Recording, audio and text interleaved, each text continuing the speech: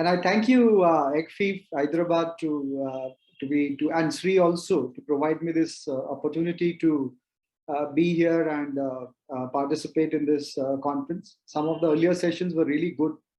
I could hear about technology. So I'm really happy to be here. Thank you. Thanks, Sri. Thank you both. Like I started by saying, we will be amiss in not talking about whistleblowing when it comes to fraud deterrence. A few statistics from the ACFE report to the nations from 2020. And I'm bringing this up to talk about why whistleblowing is relevant in this theme of discussion that we are talking about today. A typical fraud case lasts 14 months before it is detected. And this data comes from surveying about 2,500 cases across 125 countries.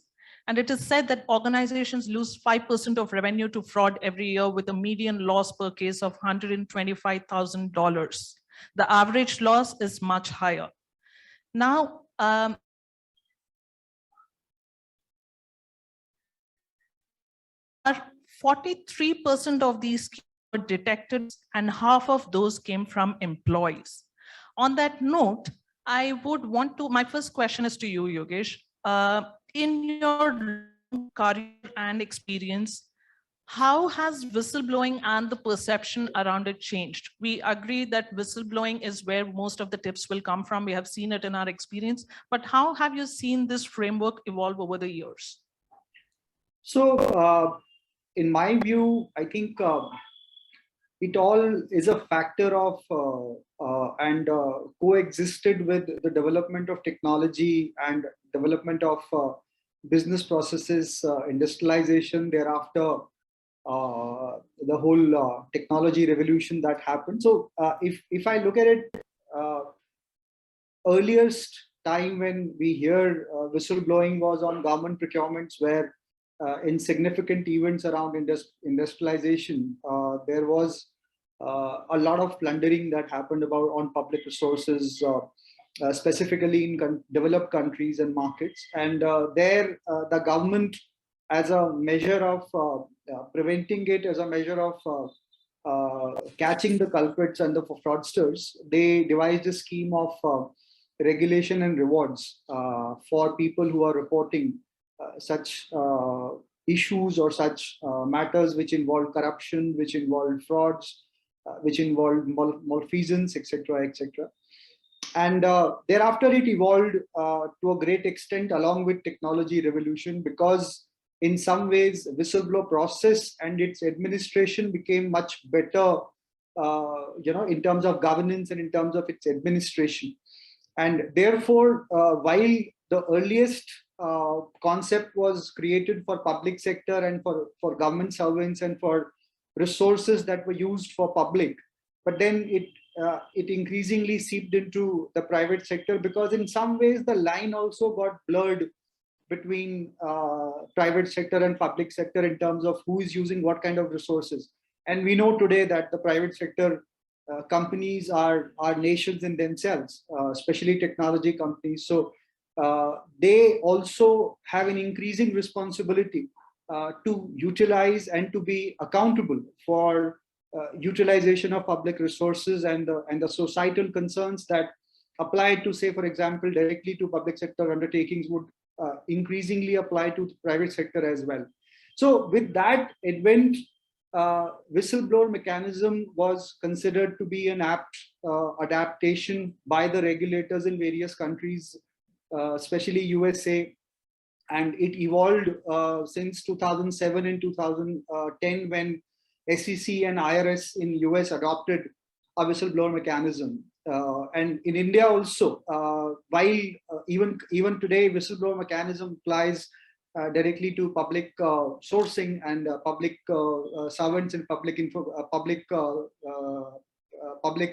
organizations, but SEBI has come up with vigil mechanism by which private companies are also required to create a process of vigil mechanism and receive complaints and enable employees and other participants to register complaints if there is any, and investigate that and process it. So that's the way it has evolved in one part. Second, more practically speaking, since my experience and my career is concerned, I've seen this has become a very, very imminent part of overall function of organization or overall administration of the organization. And by the way, it has not been it has evolved to be not restricted to one function taking care of the whistleblower mechanism or the so-called vigil mechanism. There are multiple functions who are involved now, because in some ways it is directly linked with culture, it is directly linked with the ability of employees to speak freely. It also includes in some ways employees to be very, very proactive in terms of seeing or reporting anything that they see which is a violation of policy or violation of law. That's the way it has evolved. But in some ways there are some challenges also which have emerged over a period of time. I believe that as an individual complainant, because there is a channel available, number of times, majority of times, in fact, the complaints that were received are either frivolous or they've been made, as part of a vindictive practice. And also there are issues and challenges around retaliation or around whistleblower protection.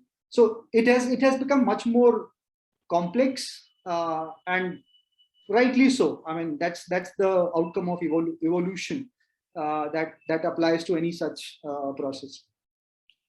I'll stop here. Thank you, Yogesh. You mentioned retaliation as part of your inputs, and on that bit, Falguni, as an HR leader, how do you address fear of retaliation in your organization? How do you ensure that whether it's employees or whether it's non-employees, third parties who want to speak up and report a suspected violation, how do they feel comforted and assured that it's not going to have any negative repercussions for them if they speak up against someone? Thanks, Srividya. So I think it's very much natural when we know that it's understandable that someone doing an act of whistleblowing in the organization or from outside organization, they will go through a process of fear of retaliation, that there might be something would happen against them, right? In terms of if it's an employee, they will see, they'll have a fear that whether, first of all, in the earlier times, they used to not having a proper awareness that how to report the instance if they are able to find. Now there is a slowly, with the evaluation of the practices and, as Yogesh said in the earlier answer, things has really evolved. So now employees are aware that how to report it, and organization has to strive really hard in terms of assure and reassure the employees who comes across and whistleblow in a particular situation, and ensure that there is no detrimental impact on them in terms of any discrimination, or in terms of any impact on the appraisals, or in any kind of disciplinary actions or things like that. Even the external agency, if they are kind of identifying any misconduct or a unethical conduct, and they are kind of using authorized channels to to reach out to the organization and report the instance through a whistleblowing process, how organization assures them to remain their confidentiality, that's very, very important, and assure them that there will not be any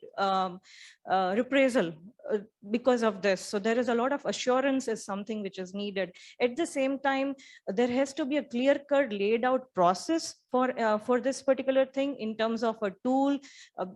When I say tool, there is most of the organizations now are having the the whistleblower or the speak up policy, speak up hotlines, or you also call it as a ethics hotline, right? So either it's through a telephonic conversation, an employee can raise that concern, or the external agency can raise the concern, or they can use employees portal, like, there is a portal for the whistleblowing reporting per se. And another thing, which is also an option, is provided to the whistleblower, whether they want to keep their identity confidential or anonymous through the process, right? So these are the things that the organization can do to protect. At the same time, to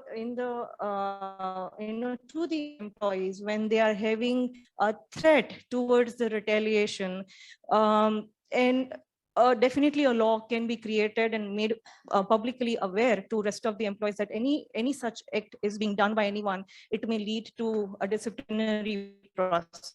So definitely there is an awareness about it, that there should not be any reprisal towards any of the such action. At the same time, there is a local HR who is available if there are such instances happens. The employee can report to local HR, and if local HR is not able to sort out the matter, then there is a local grievance redressal process is available for most of the employees. Employee can report that and ensure that that gets sorted out. So that's my.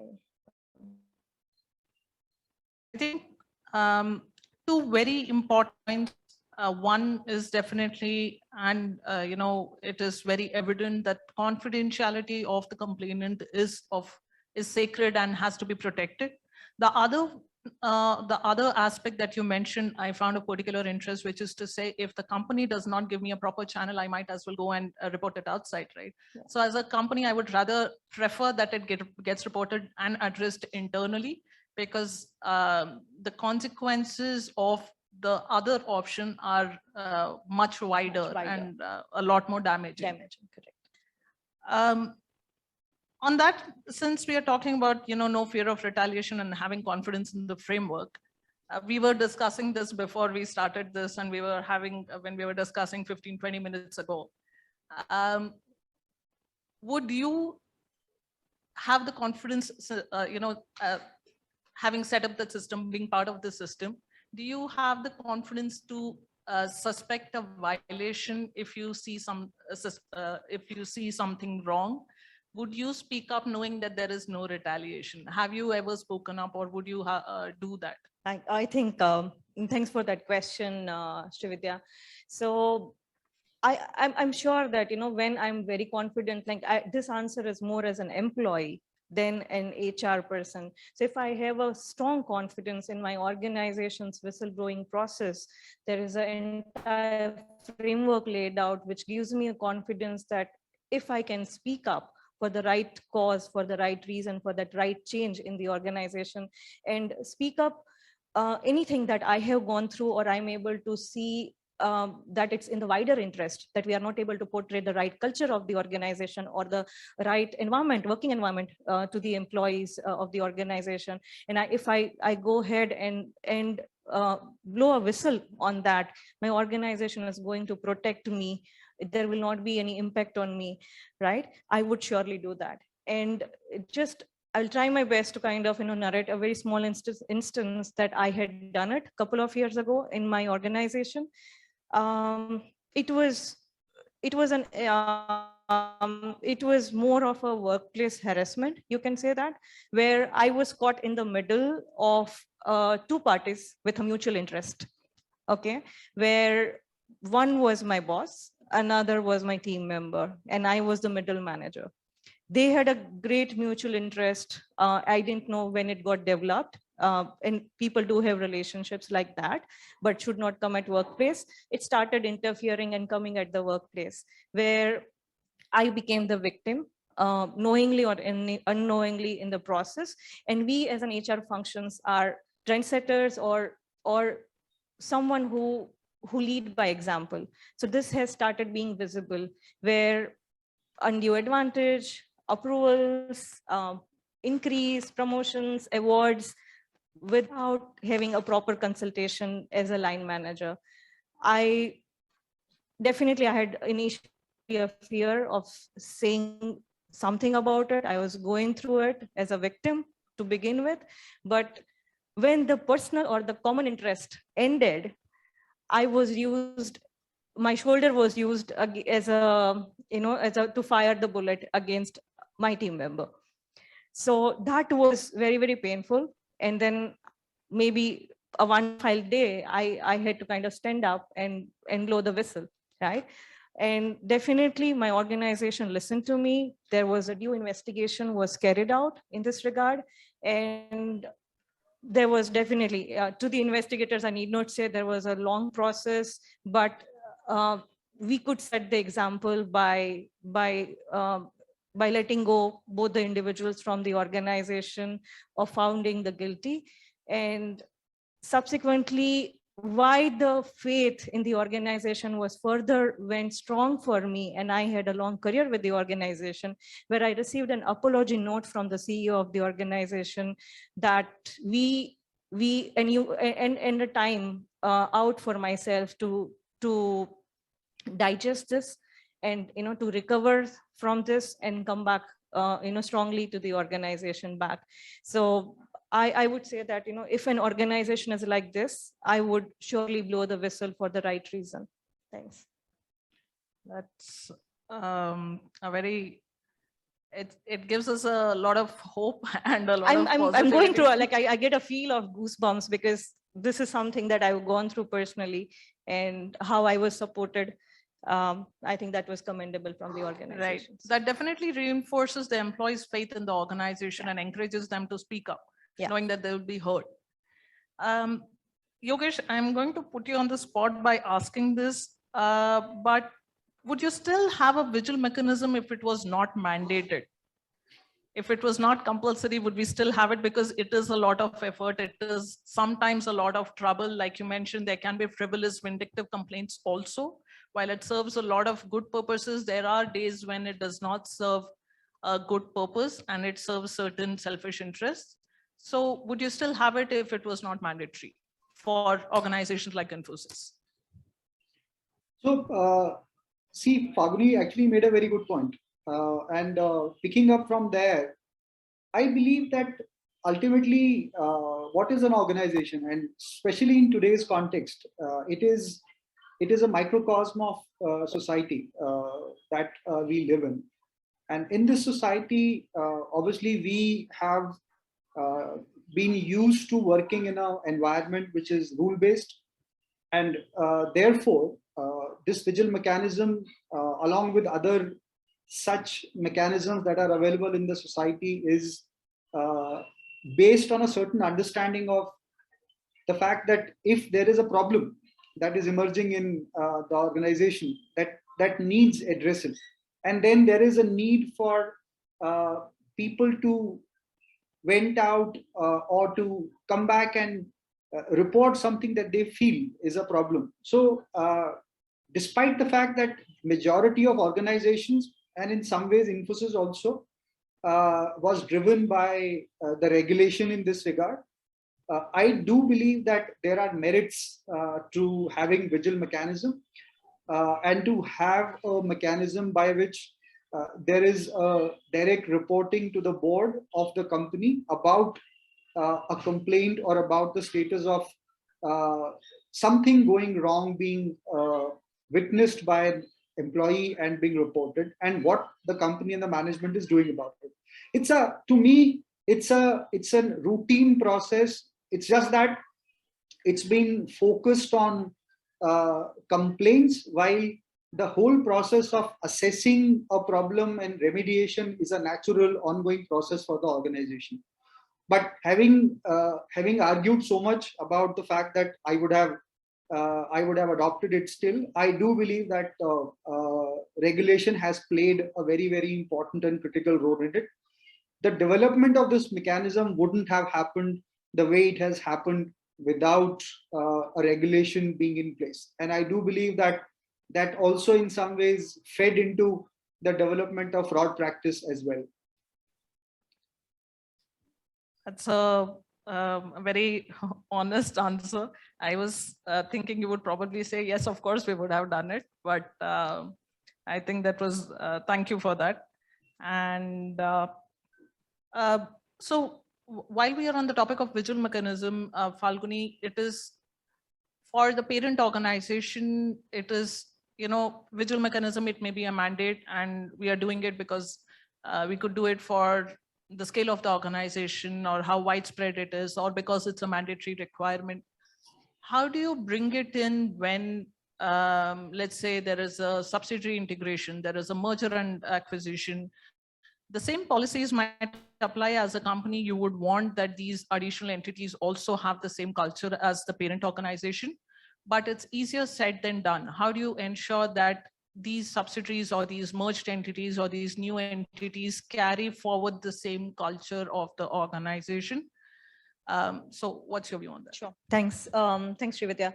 So I think through my career, I have experienced multiple change management process, and that's purely based on merger and acquisitions. Either somewhere we were acquired or we acquired an organization, or it was a combination of two strong entities. And anytime when the organization merge, organization generally grow. But before employee starts feeling the growth, they start feeling anxious about this change, their job security, and all those kind of feelings that they go through, right?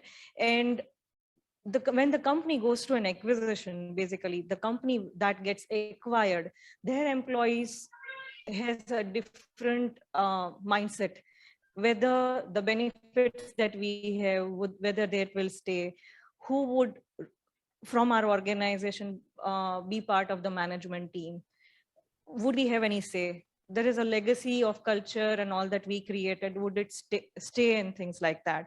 So I think they go through a lot in the process, and hence it's a big responsibility on the CEO of the company to ensure that the acquired company's employees feel safe, they feel secure, they feel inclusive, and they are being heard through various channels. So I can explain this more through the real life example.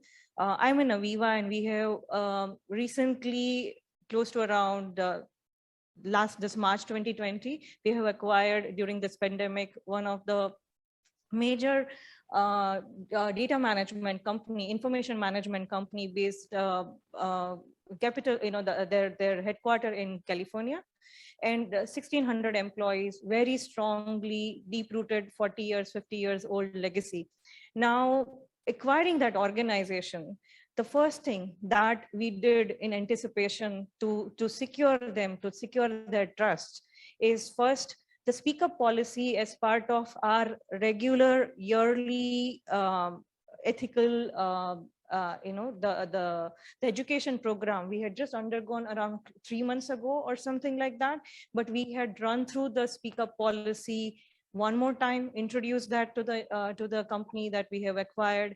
There was a reassurance on that. Subsequently, to give the confidence, trust, and comfort to the acquired company, our CEO has started the intelligence listening program, and as part of that, there are multiple things that came in picture. In the sense that constant, like regular integration bulletins were being shared, so that the employees from both the organizations are regularly updated. There is an integration hub set up, and CEO of the organization started right to the CEO. If any employees from either side feels that there is an unfair process going on in terms, or any favoritism going on, because we are going through a process of organization design, every function were setting up their organization charts, who is going to play what kind of role, and then he got to know multiple such instances like that which were happening, and he as well set up multiple skip level meetings with the acquiring companies leadership team, their employees, that how they are feeling about the integration. There is a engagement survey to get a kind of dipstick about the feedback of the integration process, the speed at which the integration is going, and things like that. Everything was set in place, and there is a feedback process, an open channel was established. And here also, an employee, if they choose to keep their identity anonymous, it was welcomed. And if they were okay to share their identity, still it remained confidential. And just to say the last point, which further, I have observed that during this process, our CEO changed. The previous CEO who left, the new CEO about whom I'm kind of talking about, these practices he has started, we saw that after the announcement of the organization model and the structure was out at a higher level, he made certain changes to ensure that there is a seat on the executive table from the acquiring company, and he made the inclusion of 2 leaders from another organization on the table.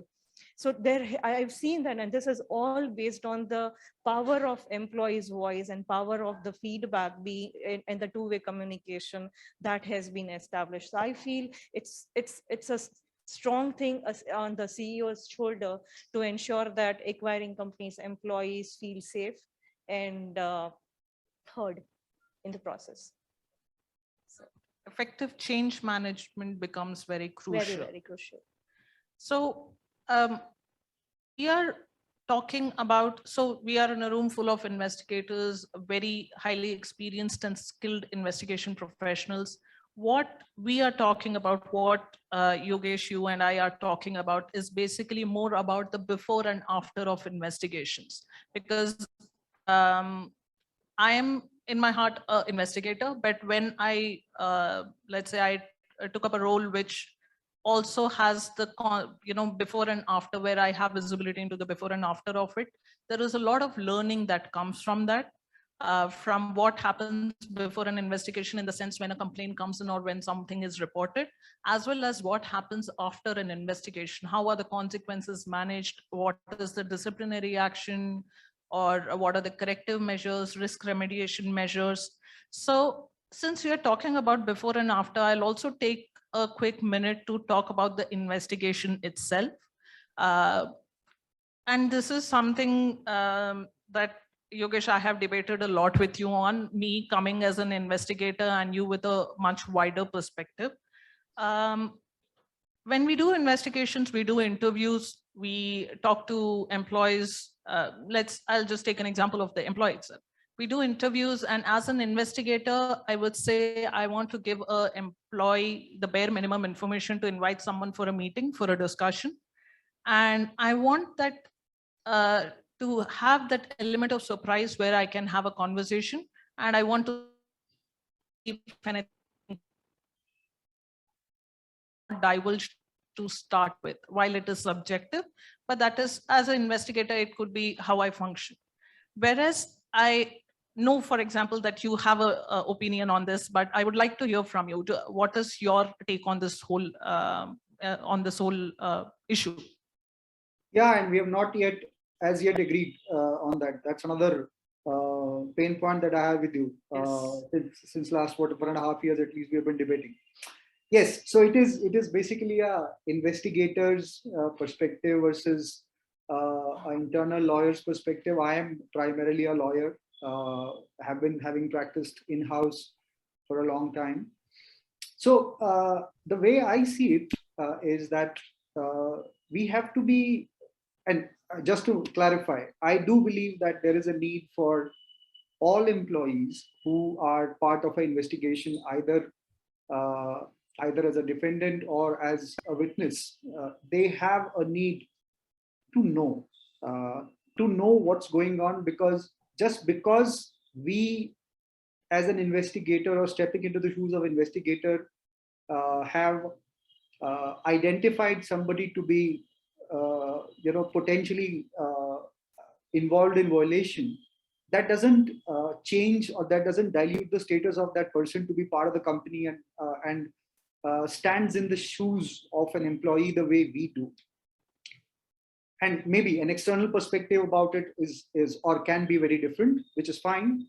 But I believe that if we are not providing a semblance of basic information to the employee, there are multiple negatives or downsides to that at the time when we initiate such investigation, and especially at the time when we conduct such interviews and the consequences that we have to decide thereafter. First and foremost, the interview, the opportunity itself, at an extreme extent may be lost, because the employee very well can say that, look, I don't know what you're talking about. You could have provided me some time to go through my records, to go back and understand what is it that you're talking about without any context. If you want me to respond to an investigation, either the employee may not respond, or the response itself might not be adequate to make a good judgment of the conversation and the explanations that are provided by the employee. That's the first part.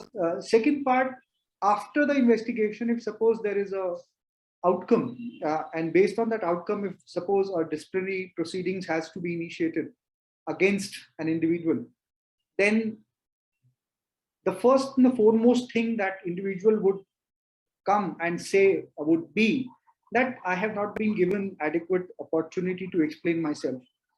Now, in today's world, the way investigative interviews take place, obviously it is designed to be very tactical, and that includes the fact that both investigator and employee do understand maybe after first 10-20 minutes of such conversations as to where this is going, and they both try to achieve their own objectives.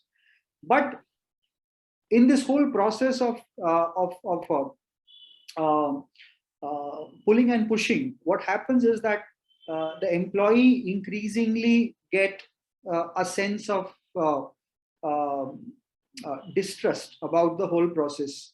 And because in my own view, and Sri, you are also aware as far as Infosys is concerned, and for me even before that, majority of such interactions happen with employees or with witnesses who might actually not be guilty. We, even in terms of ratios, if you look at percentages, the investigations which ultimately leads to vindication or results is much lesser than the ones that we do and which remain undetermined.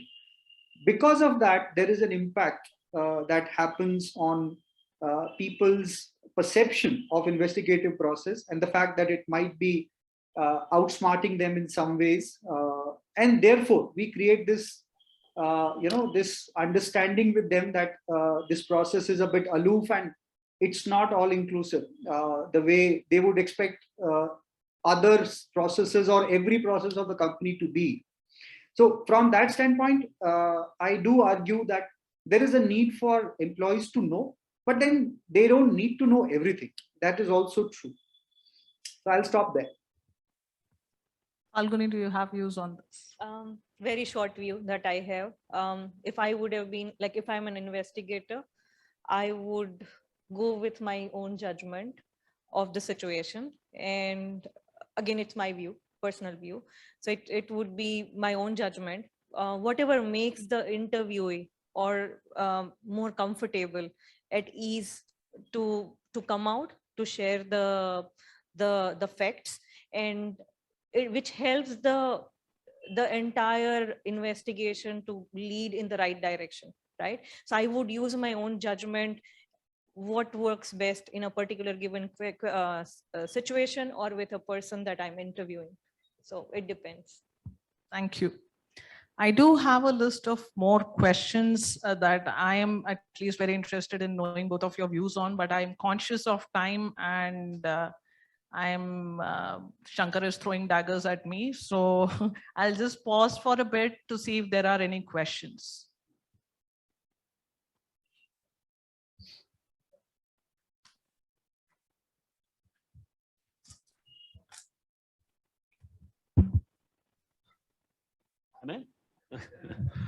Hi, Yogesh and Falguni. This is a question, I mean, any of you can answer, but I guess Yogesh, from an ethics point of view, this is mainly from that angle. So how important are the measures and steps, particularly on learning awareness, important to ensure that the whistleblowing is not frivolous, but at the same time happens when it should, right? So I'm intentionally kept my question that way, because especially in emerging topics like conflict of interest, because many times my experience also in this line is people are not able to often decide what is right, because everything is not just black and white, right? Yeah. Good, bad, and in out. It's not like that. So some are in the shades of gray. So the learning awareness, I felt, at least when I used to head the chair, it was extremely important. So your views on that, and is it a programmed thing that one has to understand all these topics in the way the law sees it, and the way Infosys sees and requires an employment to abide by. So just my view, I mean, your views on that. Yeah. I'm sorry, I missed your name. If you can repeat. Money. Yeah. Okay, Money. So, Money, it's a very, very good question. We are drawing ourselves into difficult areas as we speak, as we have conversation. You're absolutely right, and in my own experience, there is very, very limited opportunities where investigation itself leads to outcome, which is again black and white. Organizations increasingly have to make their own story based on evidences that are being provided by an investigative process. Therefore, because of that reason, we always run a risk that we should not end up antagonizing the workforce to a level where they actually start thinking against this kind of process. And there, the components of knowledge, components of knowledge dissemination, components of walking the talk always in terms of our behavior and remediation that we do, component of reaching out to employees with the outcome and letting them know what the organization has done and how they've addressed a certain problem. All those things become very, very important. And if we talk about groups of employees or individuals, ultimately they all come with their own thought process. They all come with their own level of knowledge, their own level of maturity about things. And therefore, the market is replete with all kinds of flavors. And you have to really be very, very careful in terms of exercising your judgment of where and what you need to do and wish to do to influence which factor. Everything can't attract an intervention from the organization. There are certain things which doesn't actually need any intervention. If suppose I am consistently receiving employee grievances on my whistleblower tool, despite the fact that they are not complaints and they are not pointing towards any wrongdoing by the company employees, it's just a grievance. But I can't just go back and tell my employee that you should not use this tool and you should find your own way of venting this out with HR. Or I need to think about an alternate tool to be created where employee can go back and talk about that particular matter.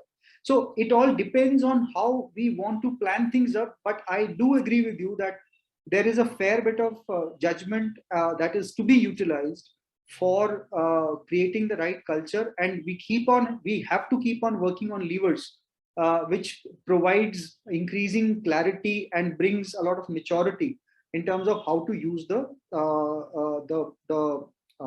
tool that we have or the process that we have around whistleblower. Thank you. So I think we have about 4 questions, but I'm going to sum it up as 2. So one is like, how are we ensuring the confidentiality of the people who report, and how are we ensuring they're safe? I mean, so there's also one more question saying, does it fit the Indian market or Indian organizations? I did cover, I think, a bit on the confidentiality aspect. I think again, it's a one human, or the which is made of the like organization to the human or to the employee, basically the confidentiality that you are providing. So a repeated assurance is something which is very, very important. And sometimes it is seeing in believing. I just shared in my previous answer that employees seeing the changes taking place because of their whistleblowing, or when they are seeing that, experiencing that I raised a concern, whether directly or anonymously, and I'm able to experience that change in the organization, that inculcates the confidence, and employees freely working, contributing in the organization. After that also, it's a confidence, right? And when we are having a process like this or a tool like this, without sharing the names or anyone's identity, it would be really good as a practice. I feel that we are able to generate some metrics, is that how many cases are being reported, how many redressed, and and that gives a confidence as well to the people that I can approach to this forum if there is something that I need to get corrected or change in this organization. And confidentiality part, as I said, the tool provides that. The body, which basically is formed of a senior leadership team generally, who is kind of engaged in an investigation like this. So I think this, whenever you are setting up a role, like maybe a role of HR is associated with the confidentiality, right? You can't be in HR if you are not able to maintain the confidentiality. Likewise, people playing a role of investigation, or the ICC committees, or the ethics committees, I think the confidentiality is the key over there. So I think those, seeing is believing in the organization, those change would bring even the mindset or the perception change in people, that yes, confidentiality is being maintained by the organization. Just to add to that good point that Falguni has made, in my view, the more, and I think you guys would be much more aware of it, the more we create structured data, the more we shift over to data being utilized in a structured way, the more we ensure confidentiality. Unstructured data creates more problems, more challenges in terms of handling and keeping the information confidential. If you're sending an email and if you're exchanging information which is primarily confidential, then you have to take maybe 5 more steps to ensure that it is still exchanged in a confidential manner.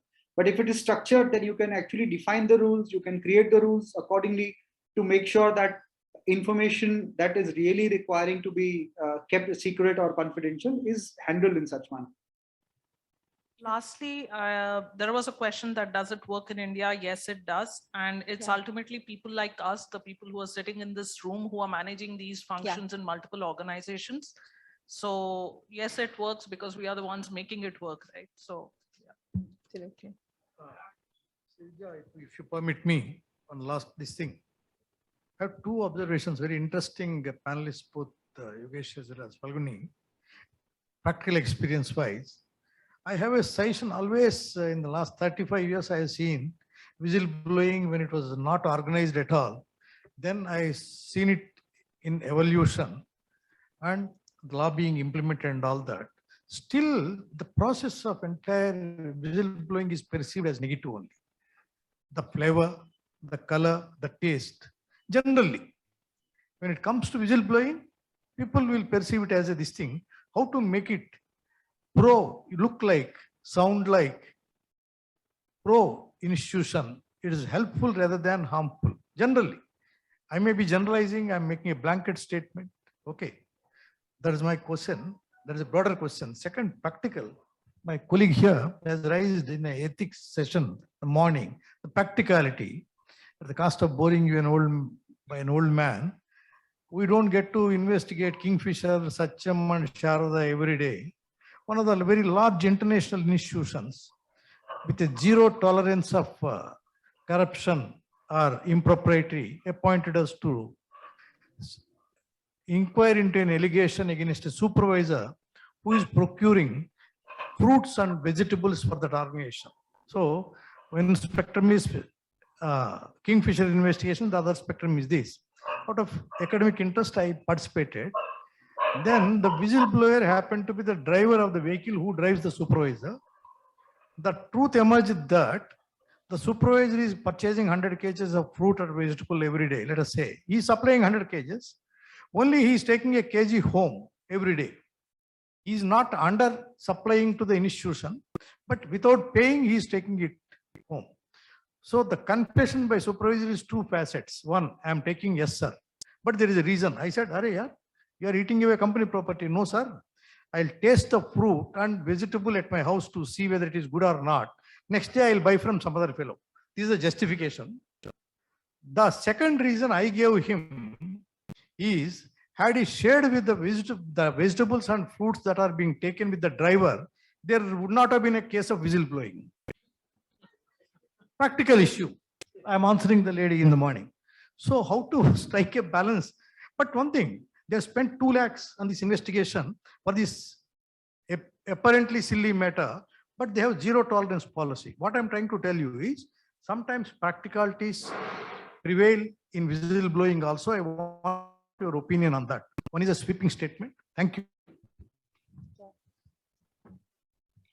So Not asked a wrong question.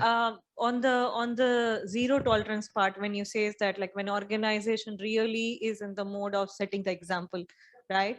They definitely, like you generally say, like, chori 1 rupaya or crore, it's the same, right? So I think to set the example, an action to be taken. Now, action to be taken, it all again depends on the gravity of the misconduct, right? So here, basis the gravity of the misconduct, the action can be taken. So definitely a coaching to be provided.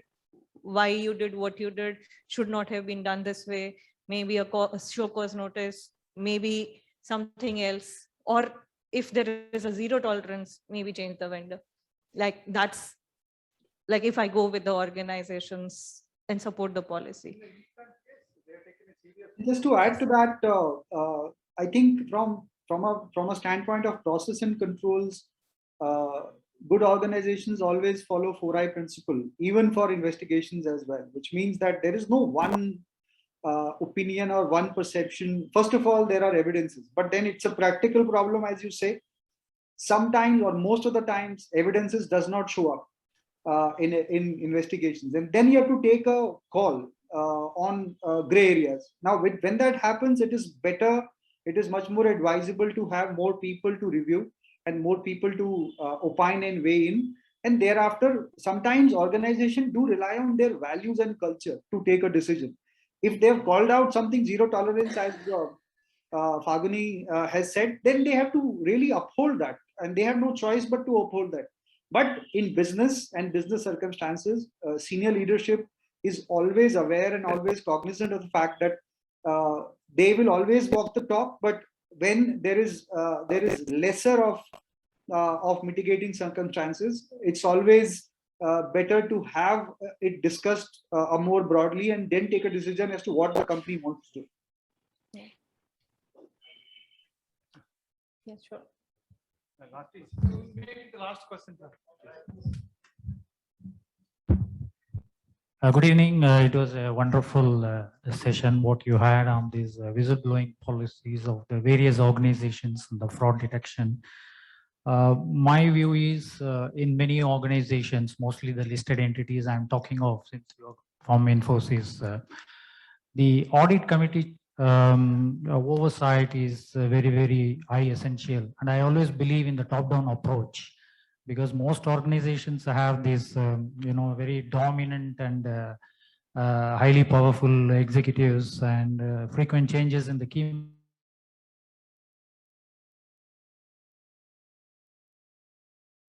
of ILFS and all.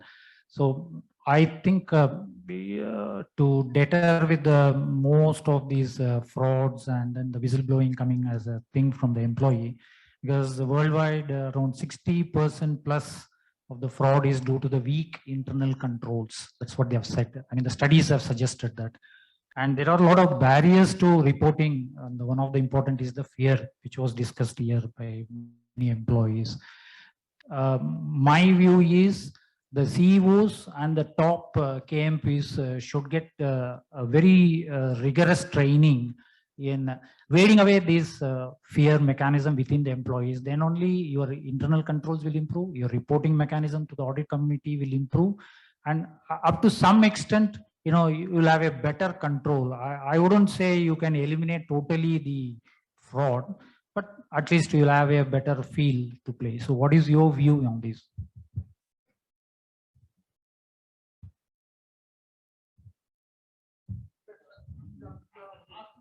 Yogesh, you are on mute.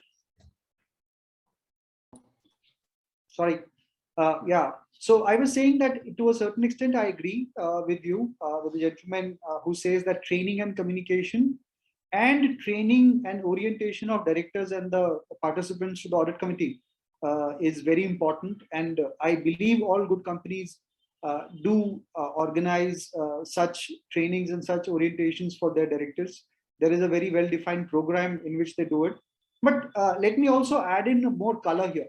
And that color is that ultimately the CEO and directors are not only required to review or see the angle of whistleblowing while they are being oriented towards fraud detection, fraud handling, and fraud remediation process.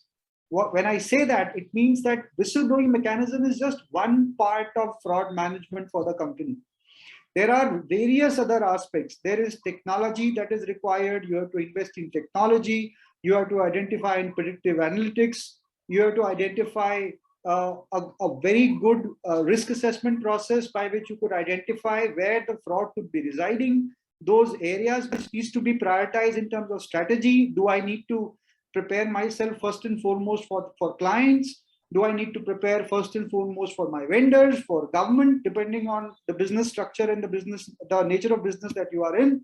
So it's a much wider conversation. And see, if you look at a CEO or a director's lens, then it becomes a way wider issue. And if, for example, the CEO, management, and the audit committee members are seen to be walking the talk, and I'm repeating this word again, but if they are seen to be walking the talk, then I think there is a reasonable amount of assurance that automatically gets generated for the employee at large, that they are very, very attuned, they are very, very responsive. And if suppose we are able to do that, then whistleblower mechanism also automatically gets benefited out of it.